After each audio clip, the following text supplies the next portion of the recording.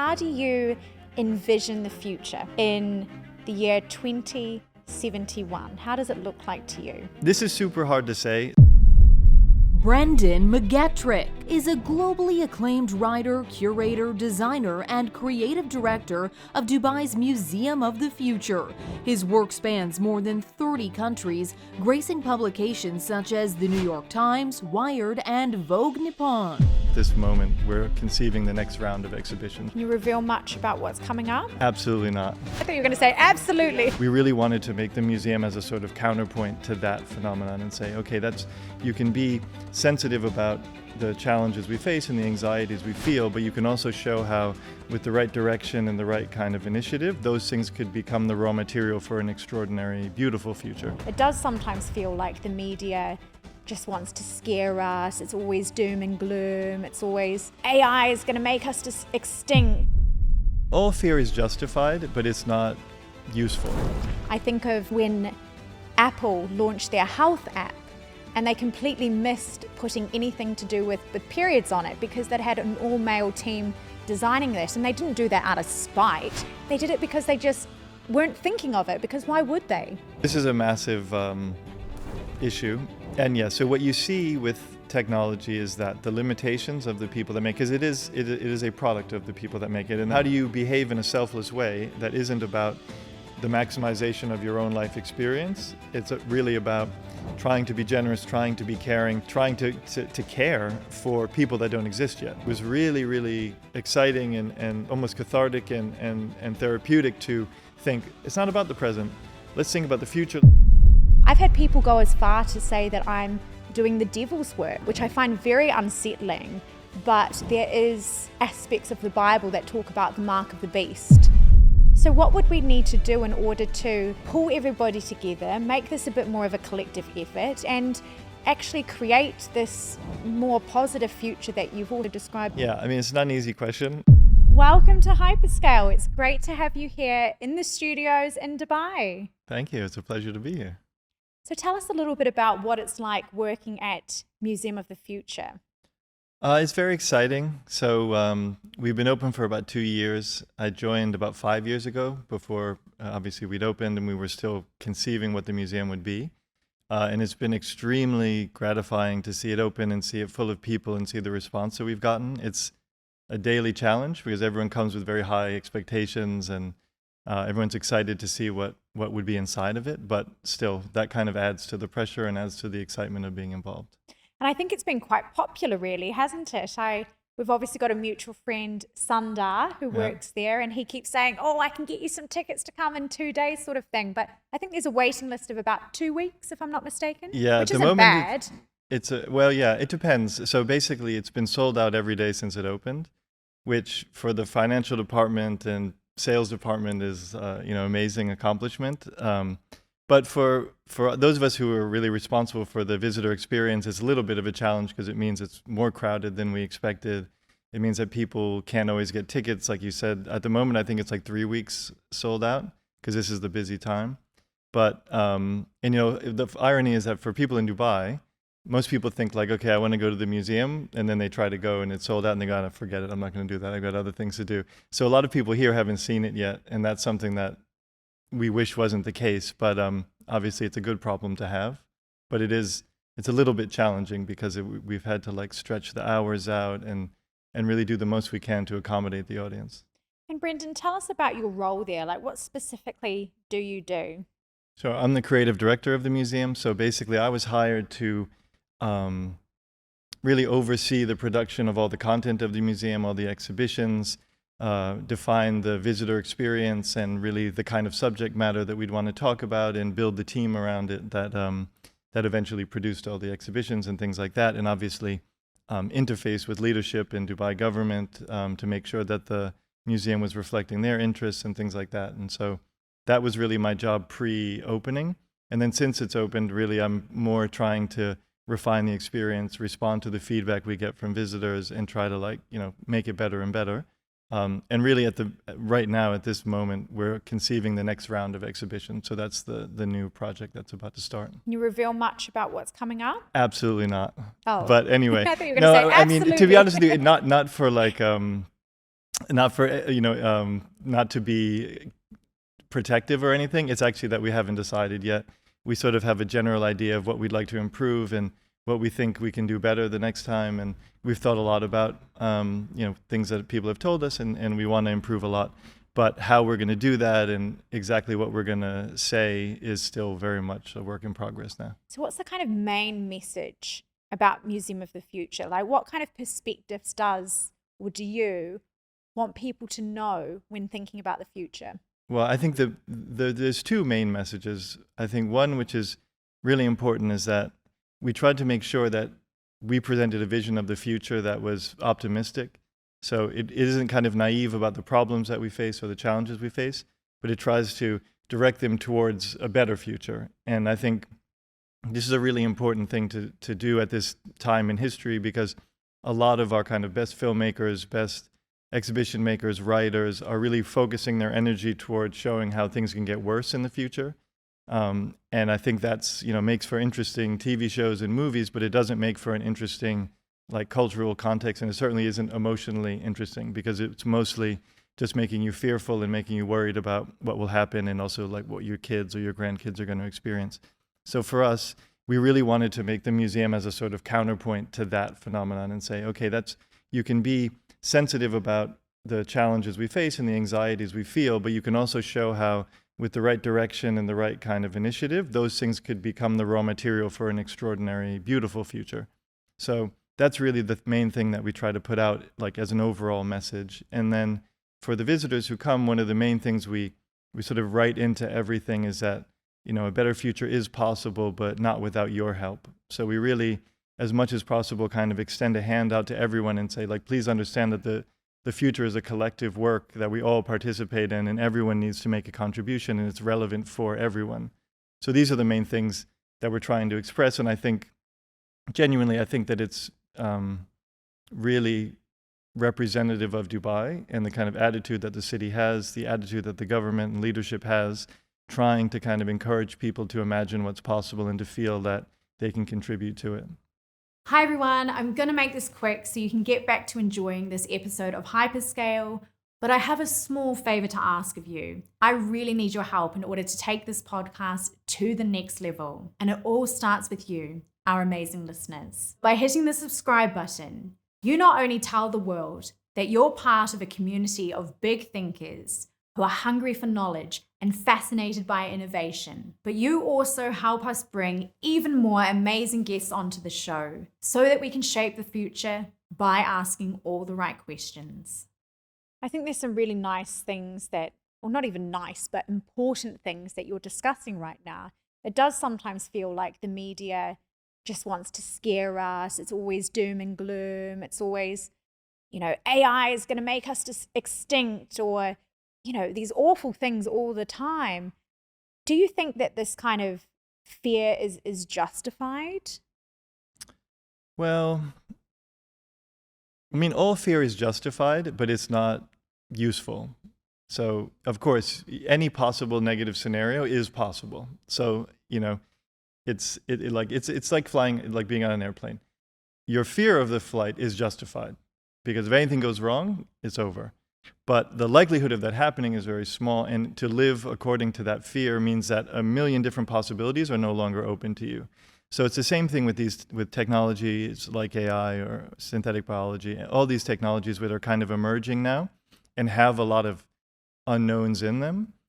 Of course, you can take a fearful response, and that's not inappropriate. But the problem is that if that stops your thinking about it, and it stops your interest in it or your willingness to engage it, then it kind of means that a very, very small percentage of people end up controlling it and deciding how it gets applied. And that's really dangerous. The main thing that we are committed to at the museum is to encourage people to take a position and to try to understand these things. We're not advocating for anything in particular, except for curiosity and for people to feel like these things matter. So something like AI, obviously it's like floating around in the conversation and in the culture. And it's very easy for people to manipulate that into making you feel afraid. But the reality is that it's much more empowering and much more generous to make people feel curious and to make people feel like actually it could be something of benefit to themselves or to the world in general, because then that hopefully offers an invitation for them to get involved. I love this topic so much. And I often think about how technology is a double-edged sword. It's a tool at the end of the day. It can be used for good, it can be used for bad. And I agree with you. There's no point being fearful. We should always go out and explore. And we do have so much more, I think, collective power than what we think we have. And I think the unfortunate part is that we grow up when we're children. We have this childlike curiosity. We have excitement when we think about the future. We dream about the future and all of the wonderful things that we will accomplish. And then it's like we get older and we've got bills to pay, we've got washing to do. Even worse than that, the governments make it quite tricky for us to even live our day-to-day life. How can we be thinking about the future and the exciting future and what it could become if we're too busy worrying about how we're going to pay our next power bill, so to speak? And I'm speaking more about the UK in this context. Yeah, I would say if we're going to be passing out blame, the government is one, but the free market is another one. This is a big part of it, because when you say that technology is neutral, that's right. But a lot of what we've seen is that the way that the technology gets introduced into the world is through a kind of free market competitive model, which isn't really about trying to improve people's lives. It's about trying to make as much money as possible. And I think that's also a big part of it, is that when you're young, what you're really thinking about is sort of, what is possible, how life can change, how your life can change, how the life of your family or the people around you can change.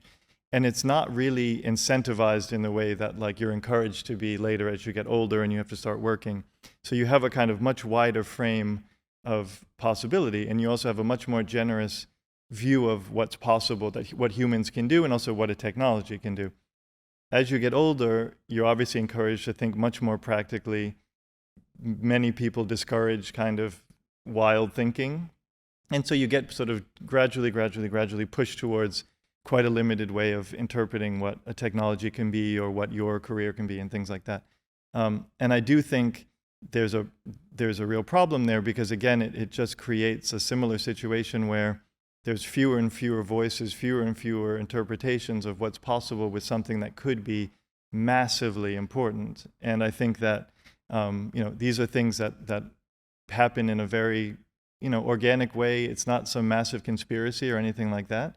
It just is the way that the sort of society is structured. But it is good every once in a while to kind of zoom out and think like, okay, how is this actually operating? And remember what it was like when you were younger and you didn't have the same set of limitations on what you think is possible and what you think the priorities of your life are.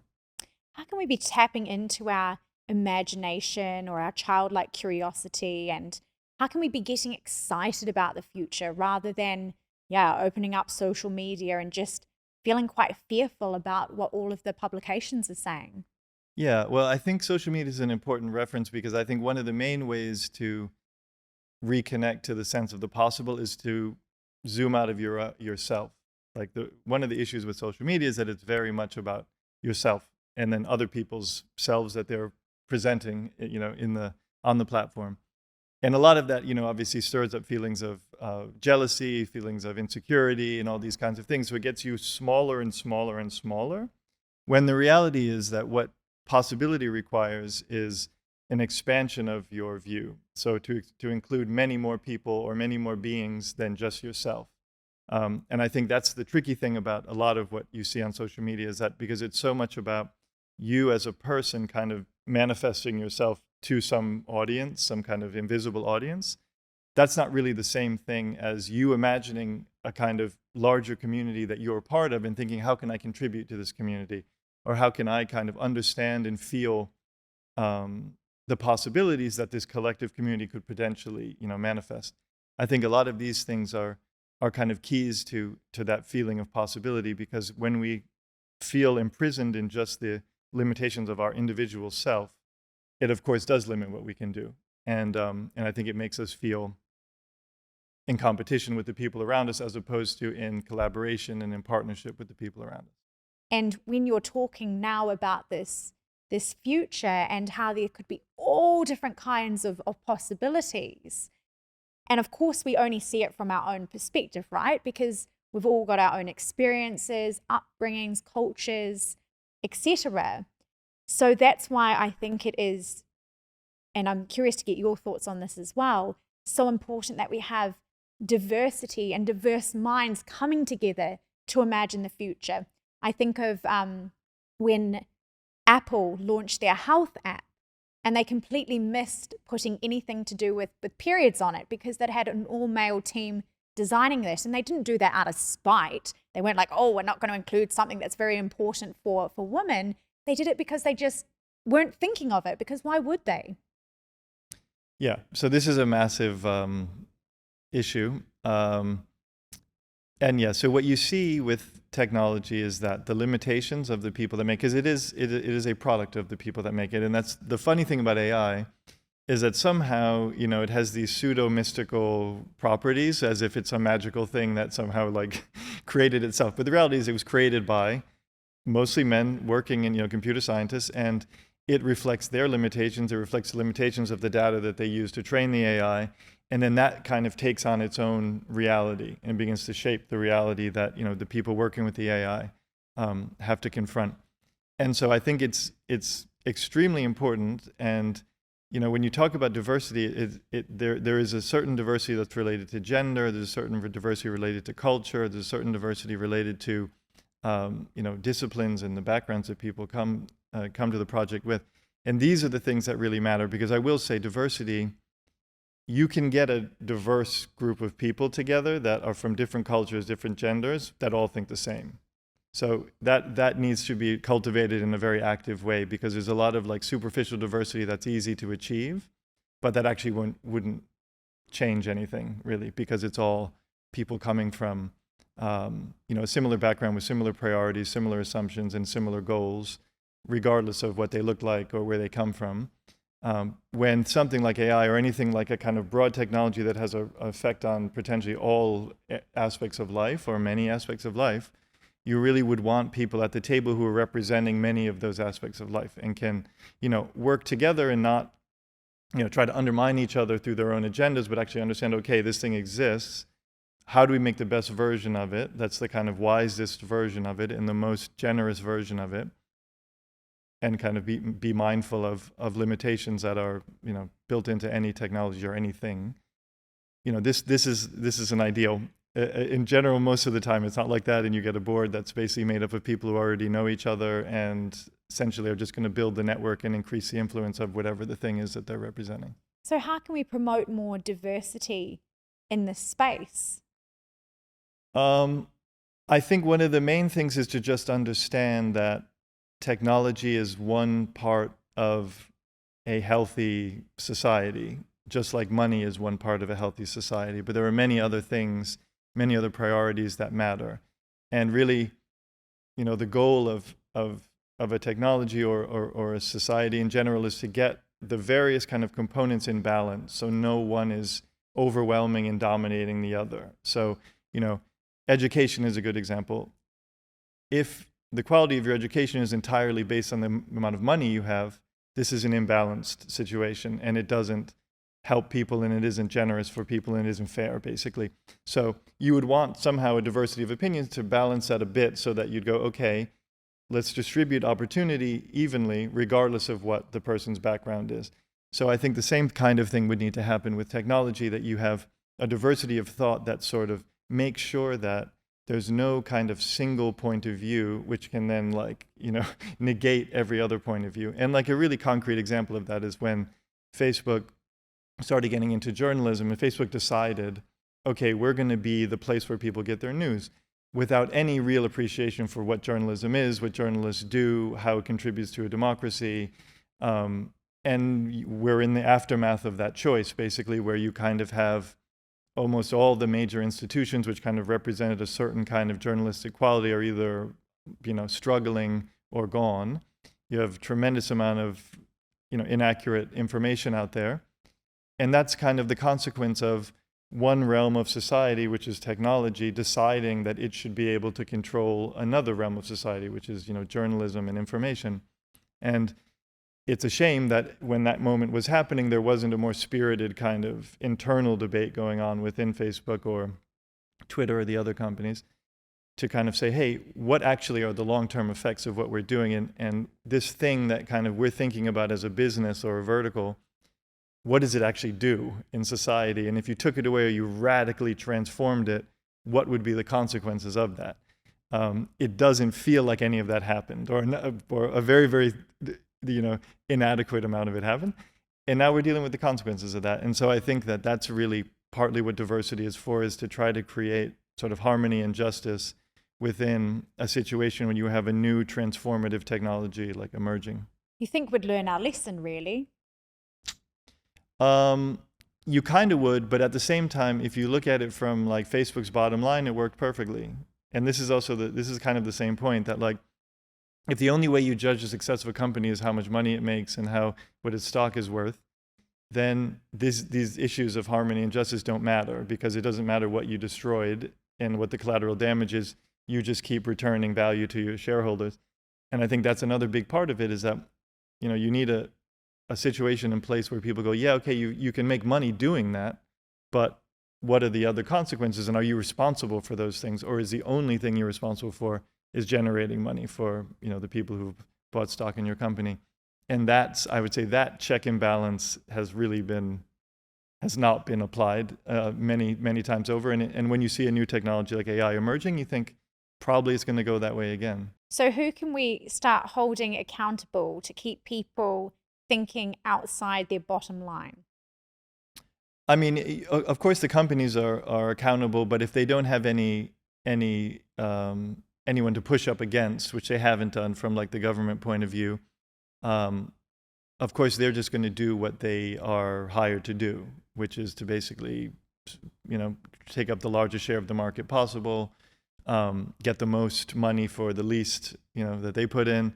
This is just the basics of capitalism. So you can't necessarily blame them for that. But in a healthy situation, you have some checks on that, because the reality is that, a single company thriving isn't necessarily good for, the world or the country it's in, or anything else. So, you would like there to be a more active role in government. You'd like there to be a more active kind of process of educating the public in terms of what the real consequences are of what they're doing, and how they're actually making money from you, and these kind of things. All of that stuff you'd like to be much more widely available, so that people as individuals could make an informed choice and decide, like, do I want to participate in this or not? I think it's very interesting. And I think from certainly just even talking about AI now, because it feels like we're in a moment of history. It feels like a very cultural sort of moment. And one might think that these businesses that are developing AI, they want their product to sound sexy, good. They want people to come on board and use it. Yet here we have, the likes of Elon Musk likening AI to summoning the devil and saying, stop, we need to stop developing it. Why do you think all of this is happening? Do you think it's the media that are driving the fear? Do you think it's companies that are driving the fear, or like government driving the fear? Well, I mean, I think it's all of the above. I also think that the unknown is scary. I also think that we've exited the period where everyone sort of gave Silicon Valley the benefit of the doubt and said, like, okay, if you're producing a new radical technology, somehow it'll be a net positive for everyone. I think maybe up until like 2016, up until like social media became weaponized, I think that most people still felt that way. They thought like, okay, if a cool new thing comes out, probably it'll be good. Now I think people can kind of recognize that a lot of the rhetoric, which is about, emancipation and democratization and all these things that come out of the companies themselves are not real. I mean, they sound good and they allow you to kind of position a new technology in a way that seems like pro-social, but very often that's not the case.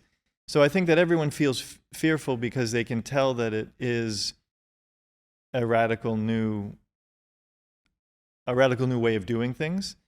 I don't think many of us feel that there's anyone really on our side to defend us from the consequences of this technology.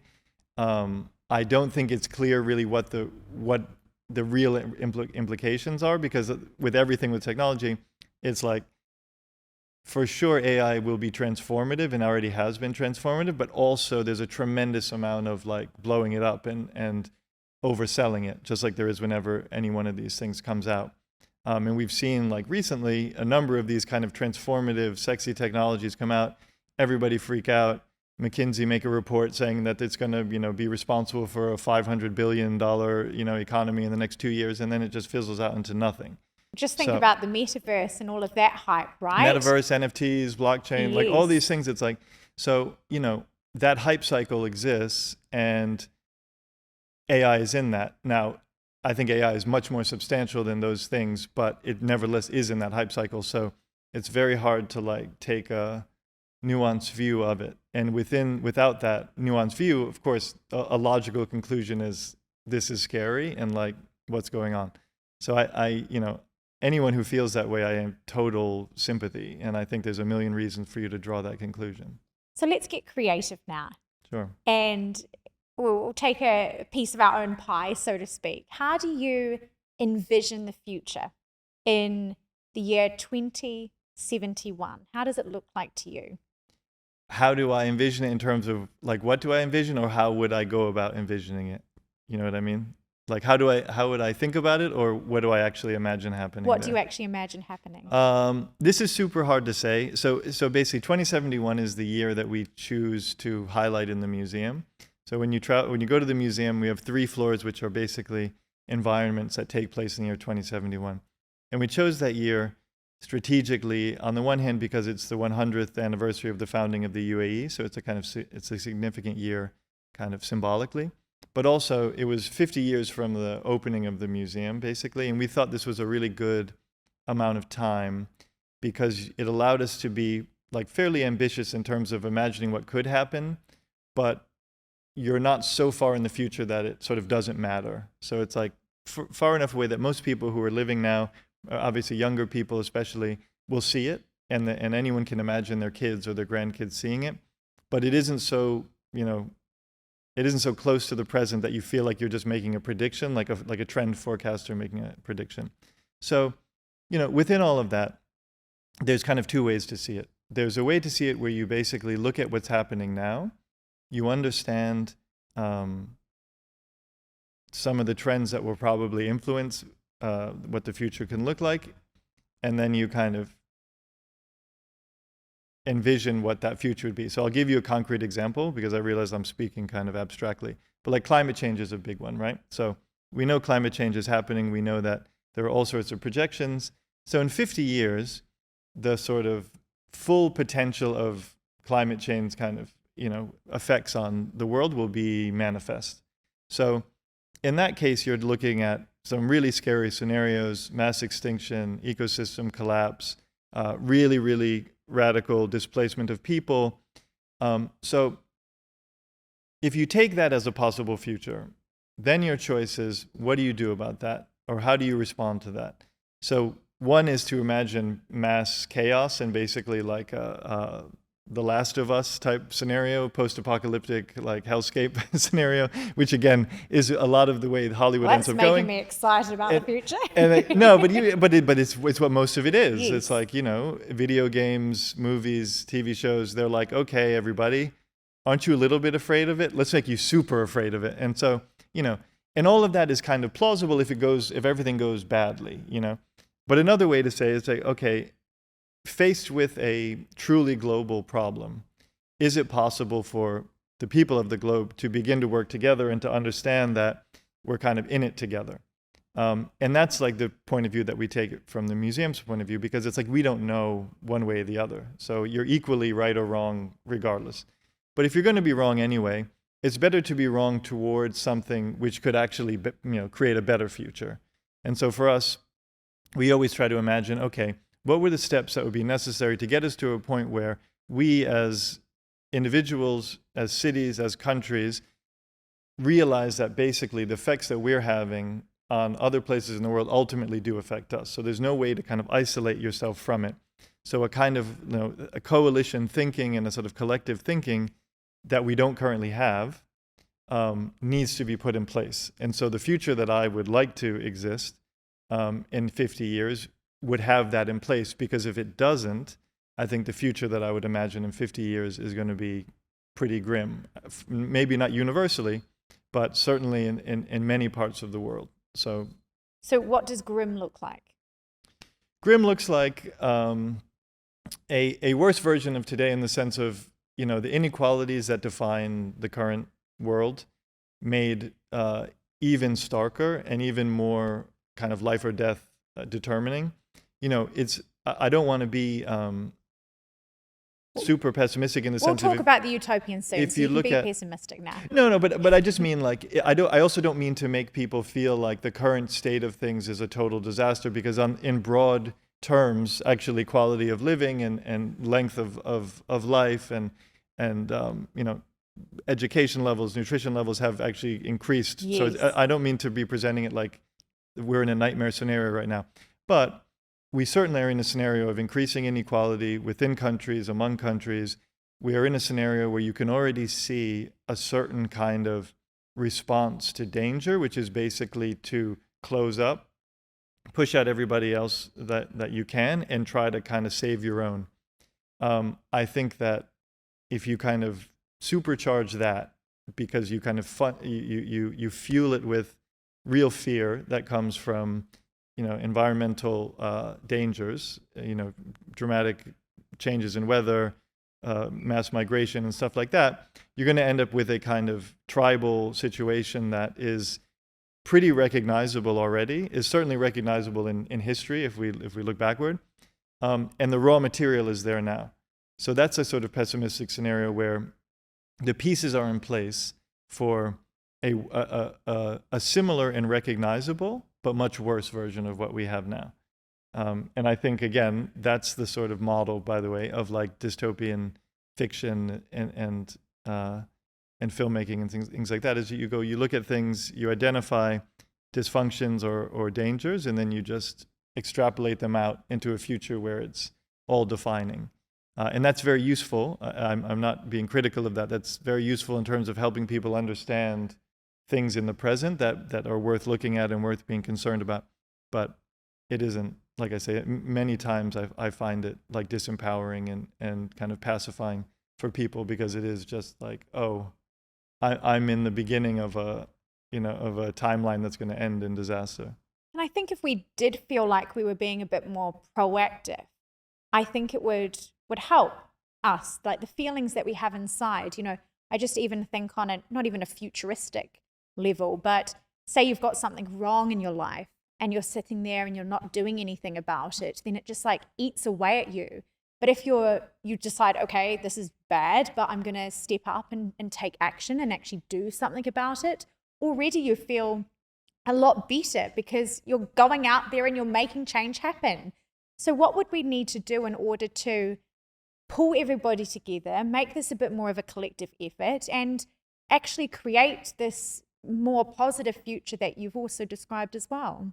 Yeah, I mean, it's not an easy question. It's not. I will try to answer it, though. So in my opinion, it's almost like a shift in consciousness that is necessary. It's not like we need to elect different leaders or we need to boycott a certain company. Love this. You know what I mean? Like, yes. It's obviously a much more complicated situation than that. But what I would say is that it requires a kind of different way of thinking. And one of the ways of thinking that I sort of started embracing and that we did build into the museum is really imagining yourself as an ancestor of people in the future and thinking, how can I be a good ancestor? How can I leave something for them that's better than I received, and understand that you're just a link in a chain ultimately. You're here for a very short period of time.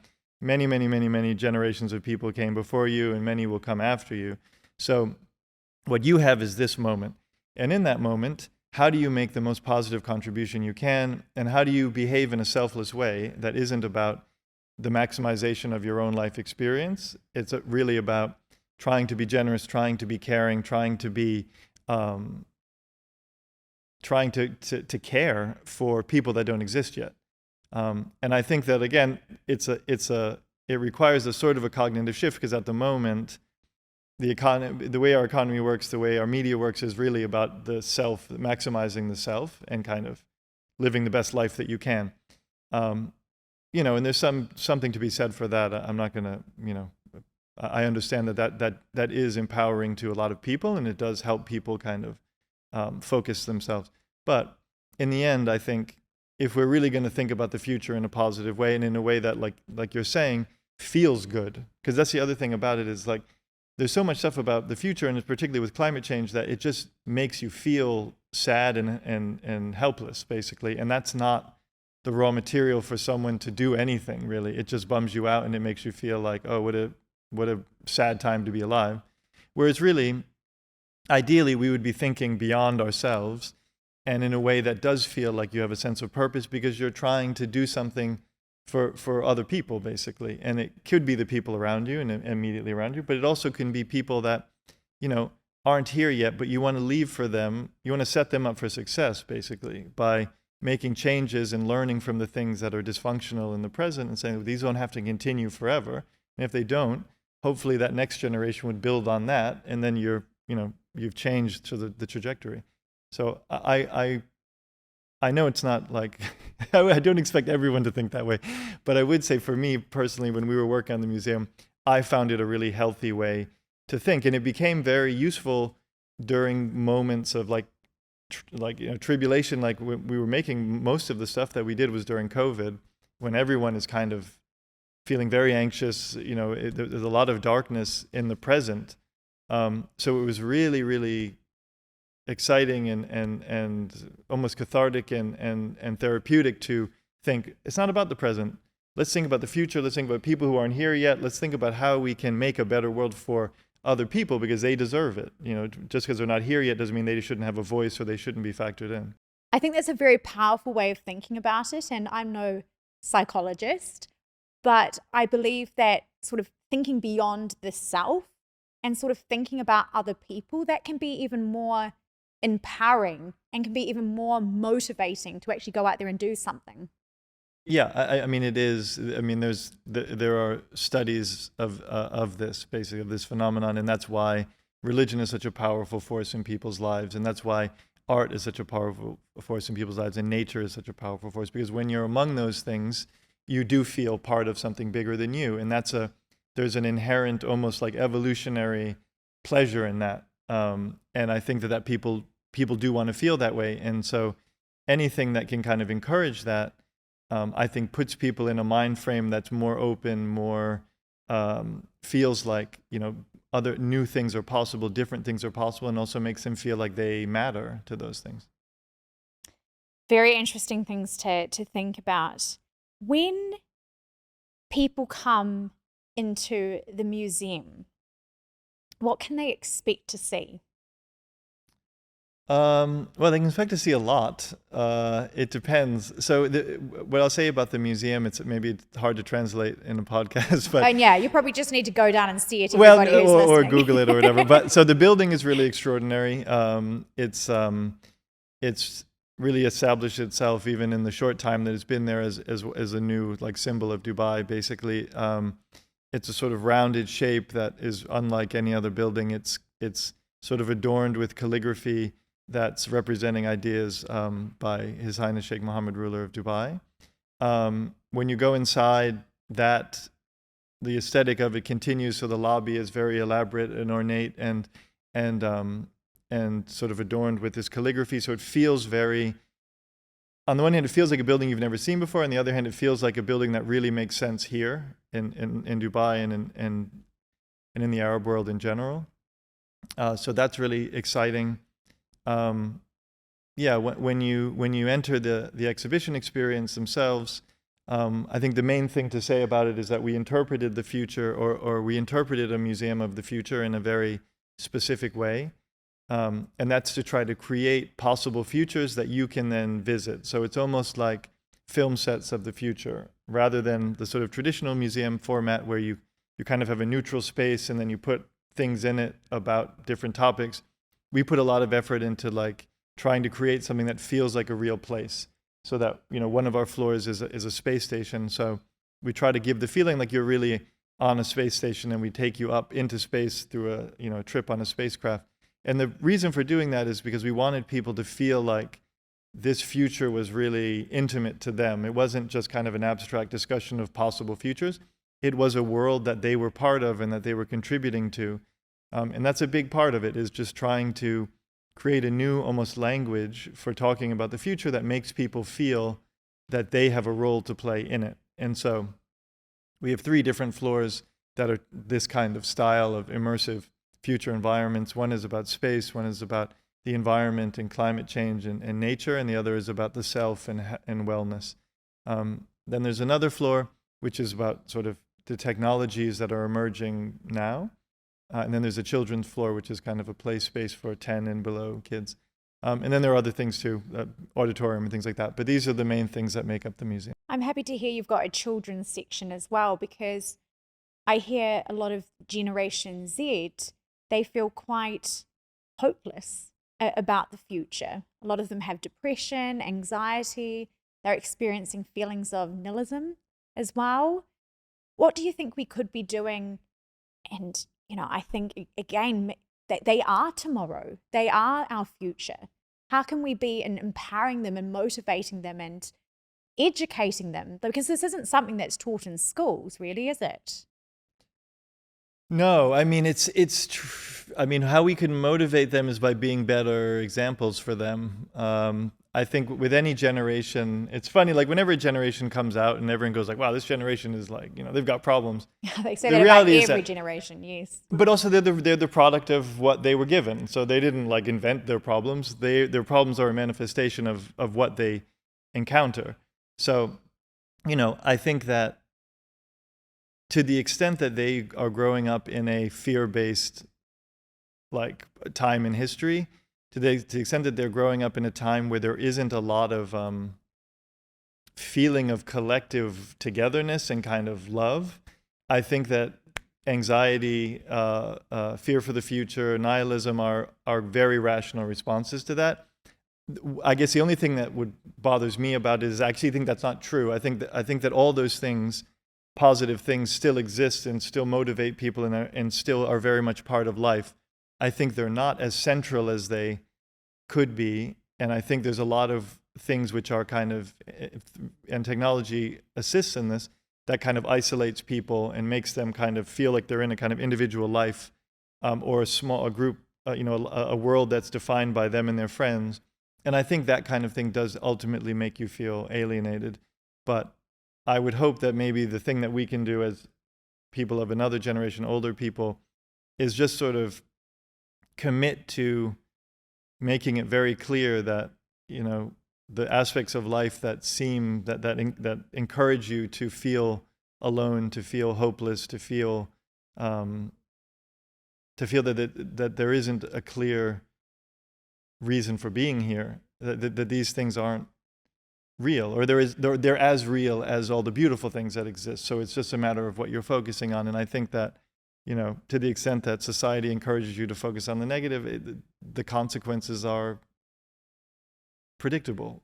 And focusing on something else hopefully would also have different set of consequences. Maybe we just need to make the future and the technology and these sorts of topics a bit more cool or sexy, so to speak. Because I remember when I was growing up, I just put this technology and future like in the same category as I'd put like mathematics or these sorts of subjects that I found quite boring. And you spoke earlier about how we need diversity in the futuristic thinking space when it comes to professions and jobs that we do and things like this. So do you think that there's something we can do to make this industry, I don't know, a little bit like more cool? We know it's cool. You and I think it's cool. Do we? I think it's cool. But I'm thinking about like these sorts of people that perhaps are watching like reality TV or like Love is Blind and TikToks and stuff, and this makeup boys, whatever, this kind of conversation's not necessarily on their radar and something they're thinking about. Sure, but like, it's funny, if you mentioned Love is Blind, so I just watched Love is Blind, the recent season. So what's interesting about Love is Blind is there is a kind of technology there. Like basically what Love is Blind does is it removes things from you, right? So you have your pure voice and pure conversation. That's sort of how they're supposed to decide who they want to be with. If you just remove out all the reality television drama or whatever. What's interesting about that show is that they they, rather than kind of having a million ways to communicate with somebody, which is what it feels like now, you have basically one. So you have to commit to that, commit to your voice, commit to curiosity about another person, and commit to openness in terms of sharing about yourself, because it also doesn't work if you're not willing to share. And I think there's something really powerful about that. And I do think that there's a certain like way in which maybe it's worth considering how it's not that technology needs to be cooler, it's more that technology needs to be more focused on a particular thing that people care about, which isn't everything, you know? And so I think that, you know, for people to want to get involved, I think they have to feel that the technology actually helps them to you know, explore something new or be able to say something new. Or solve a problem. Yeah, or solve a problem or realize a problem exists, you know. So I think that, and like podcasts are a really interesting example, because before podcasts, there is a history of like long form interviews, but it's years and years before, like ago, like in the 50s and 60s, there were journalists who would do these long interviews with people.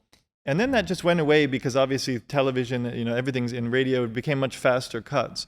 And then what was interesting when podcasts came out is ones like this, they just opened up the time frame like again. So suddenly you could have these big long conversations with people where you really saw like almost like a friendship form over an hour, you know?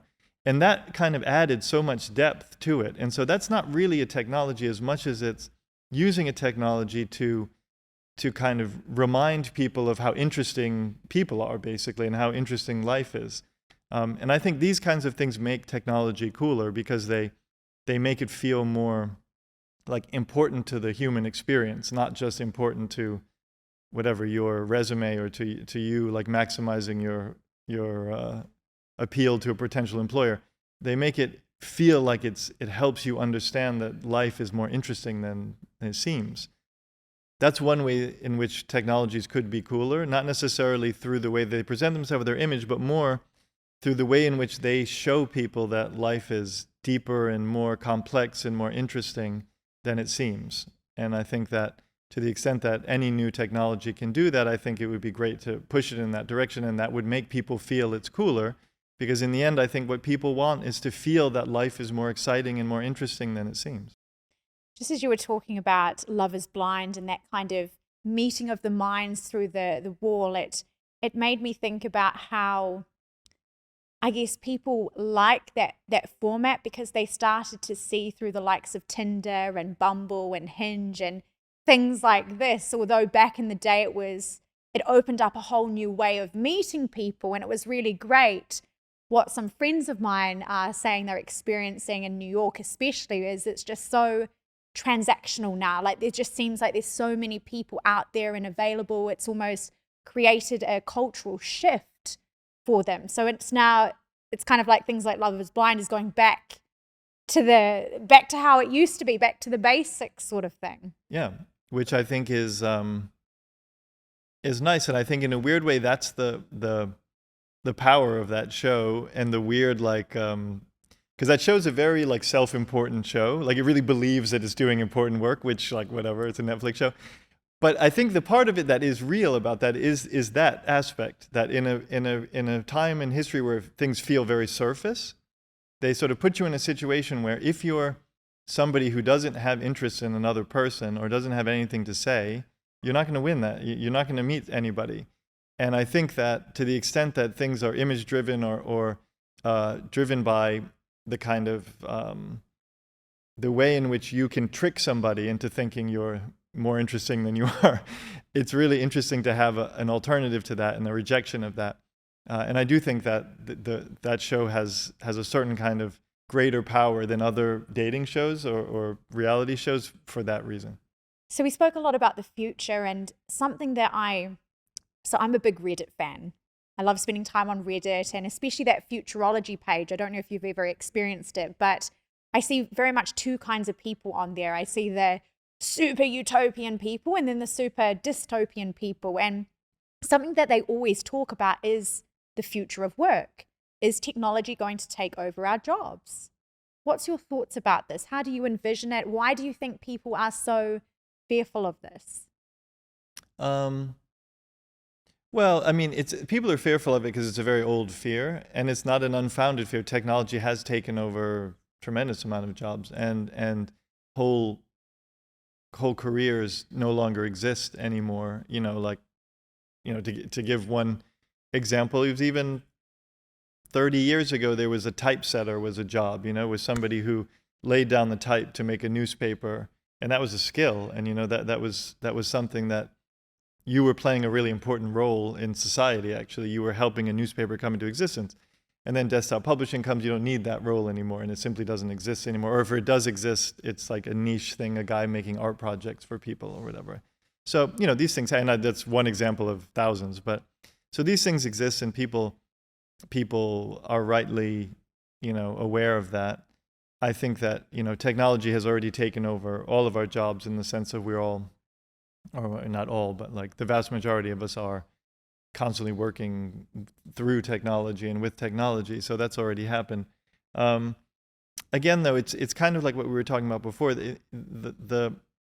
It's not the technology, it's whether or not the technology is applied to take away abilities from people or to expand the abilities that people have. So you would like a vision of technology or a vision of work that says, hey, we're not going to apply a new technology to make people obsolete or to make it so that we can pay them as little money as possible. We want to use it so that things which are kind of, routine and take up a lot of time without adding a lot of value, those things can be kind of offloaded to a technology, and then the people can focus on other things. That's ideally how you'd want it to be, and that's really how it should be, because in the end, like, the quality of work can be improved by people not being, bogged down by tedious work. Unfortunately, a lot of times the decision is, well, we don't need the people at all, and then you end up with a kind of loss of intelligence, and then you have a machine or a technology producing that work. So, again, like everything else, it's really, how is the technology being applied? Is it being applied in a way that is concerned with people, concerned with ultimately the quality of work itself, not even the quality of the worker's experience, but the quality of the work they do? Or is it simply concerned with, the bottom line and getting the most for the least? So I think that that's something that people should be excited about is, using technology to do lots of the mundane tasks so we can essentially focus on what it means to be fundamentally human, which in my opinion is this kind of communication, is being creative and experiencing nature and doing lots of these things. No one wants to be seated behind an Excel sheet for 8 hours plugging it away. Some people do, but anyway, I agree. Those are very special people. But no, yes, and even in the design world, it's we did an exhibition for the European Union. This was 2004, and it was a 60-meter mural of imagery from the history of Europe, starting from the creation of the Earth all the way to that moment, 2004. So it was this very, very dense collage, and unbelievable amounts of time had to be spent by the team, all of us, cropping out all these images, like one by one, point by point in Photoshop, cropping it out, making a PNG in a transparent background, putting it. All these things could be done in half a day now, and that was months of work. So these kinds of things, you're right, they can make things easier, and they can make things faster. And so I think people shouldn't be afraid of them. The only thing I would say, though, is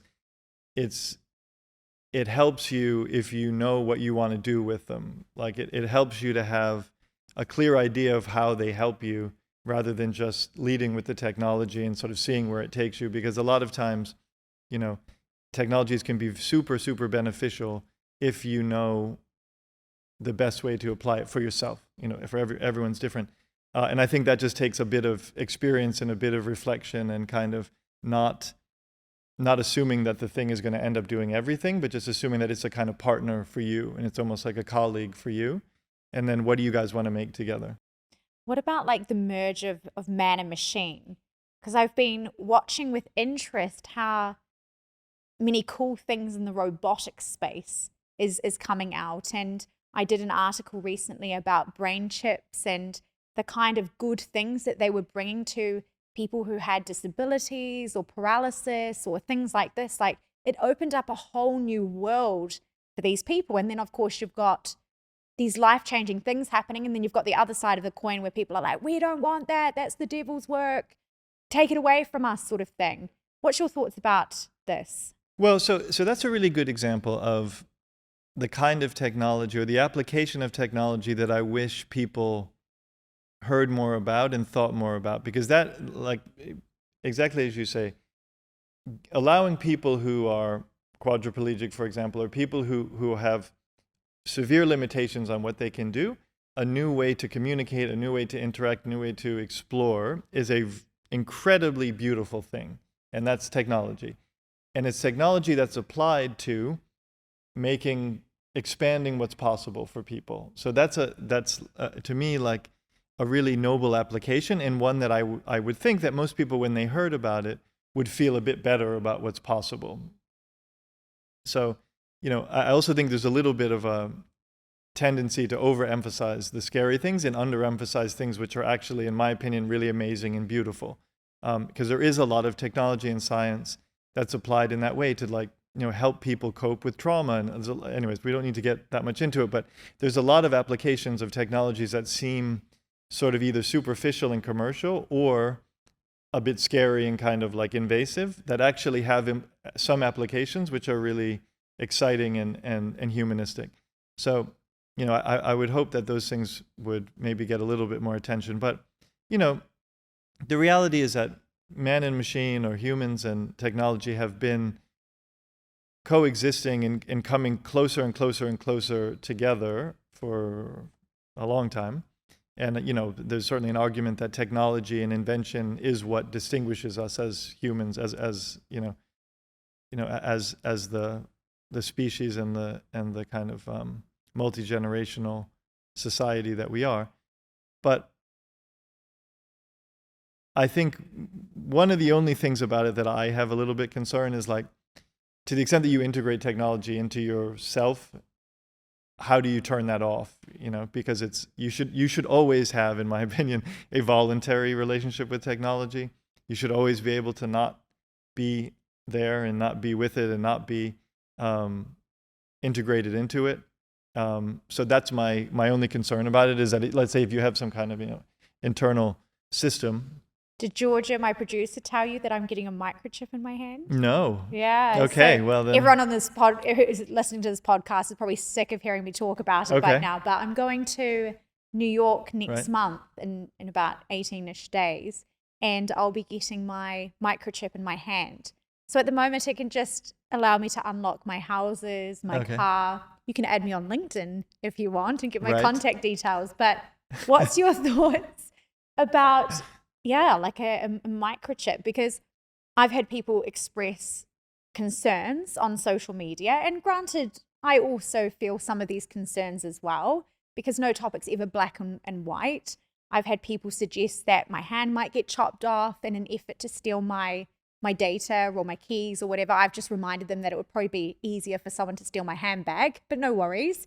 I've had people worry about my data being shared out and government control, and I've had people go as far to say that I'm doing the devil's work, which I find very unsettling. But there is aspects of the Bible that talk about the mark of the beast. So I think it's all a very interesting discussion. My rationale for doing it is that I'm doing it because it's not even about the microchip for me. It's not even about the fact that I can unlock my houses, my car, or you can add me on LinkedIn. It's about the stance that I'm taking. I'm a big believer that we need to be curious and we need to go out there and experiment and talk and discuss the future. And hey, if it means that I'm getting a little microchip inserted to me, my hand cut open a little bit, I don't mind, for the bigger part of humanity, as we were discussing before. But I'm curious to get your thoughts, and please don't feel like you have to go easy on me. Be honest. No, I'm not. But so you're basically doing it as a way to trigger conversation about this. Okay. Yeah, that's interesting. So yeah, I mean, obviously it's an individual choice. I think, yeah, in a weird way, if I would be honest with you, I think your reason is the best reason to do it, because I don't know what the practical value is at the moment of doing something like that. But I do agree that you actually doing it makes it very real in people's minds, and probably encourages them to share views that they might not otherwise. I would also say that the nature of the internet, of course, is that the most people dial up their views, so you might be hearing a harsher version Very of it. Very polarized. People Yeah. either are like, oh, sign me up, or the other people are like, Yeah. oh, no way. Yeah, so that's the nature of dialogue these days. But anyway, like I say, I think it's a personal choice, and at least my main feeling about it is that like it's unclear to me what the benefit would be yet. And I think let's talk more about the future of microchips, because in the future, someone might have like a microchip that has their health data on it. Yeah. And that's an interesting thought. Yeah. So I think what a thing that I find super interesting is the hyper precision that medicine can take when we are able to, map the genome, map your gut bacteria, and all of these kinds of things, and create, a vision, an understanding of what's going on internally that is almost, minute by minute monitorable and adjustable. And so I think that's really interesting because, ultimately, I think we would want to get toward an approach to medicine which is actually more like traditional medicine, which is about kind of daily maintenance, as opposed to like something goes wrong and you fix it, something goes wrong and you fix it. It's more like you're fine-tuning all the time, but you need the data for that. You need to know what's going on to be able to do that. And sometimes it's as easy as like, eat 3 walnuts or whatever, and then you'll be... So that kind of thing I find super interesting, and I think could be really beneficial, because obviously we waste unbelievable amounts of money, medicine, effort, emotion on the way that we currently practice medicine, which is, like I say, mostly people ignoring what's going on with their bodies until something goes wrong, and then saying, please fix this, and then a lot of times the fix causes new problems. So to the extent that we can, bond with technology in the sense that it really helps us understand what's happening inside of us, and then respond to it and be aware of it and kind of honor it, I think that would be super beautiful. So I hope that we head towards that direction. Yes, I've got my Aura ring, I've got my Whoop watch, and I find these things really helpful. I enjoy the motivation that they give me. It's like turning my body inside out. Not to sound graphic or anything to people listening to this, but it gives me a little bit of an idea as to what's happening inside and what I can be doing in order to improve it. And the health chips that you describe, like that's on an entirely different level.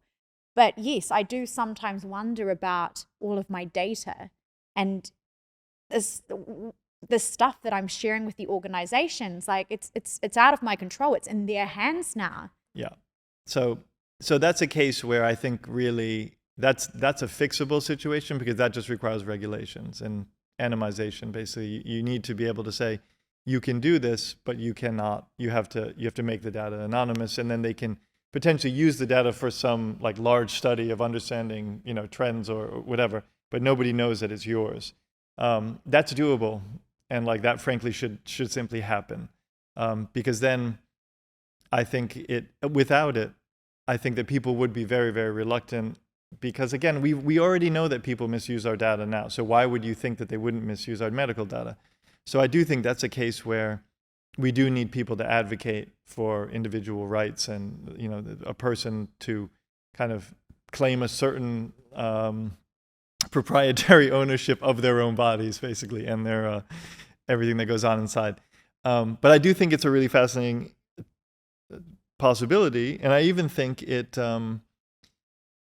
a part of that's positive and negative is to also understand that like sentiment analysis and understanding of feelings is a part of that too. So on the one hand, marketers would love to know with incredible precision what you are feeling emotionally at any given moment. And a lot of times, physiologically, that's easier to identify than even you can articulate at the time, you know. So there's a huge amount there that I think on the one hand is super attractive to people to understand really someone's watching a commercial, how are they feeling, somebody's, you know, encountering something, what's going on internally. That's on the kind of exploitation side. On the other side, I think in general, people don't listen to their body enough and let their body tell them, communicate to them how they're feeling. I think that a lot of people live very in their heads and they kind of intellectualize what's going on as opposed to simply allowing for something which is much more based on physical experience. And I think that to the extent that we could better understand what's going on internally, that would also open up a new territory for us to understand ourselves. Well, thank you so much for coming on the show today. It's been amazing to speak with you. I had so much fun, and it's always one of these discussions where I feel like I could have talked for another couple of hours, but we can do this again, and I'd love to come down and see you at Museum of the Future. Thank you very much for having me.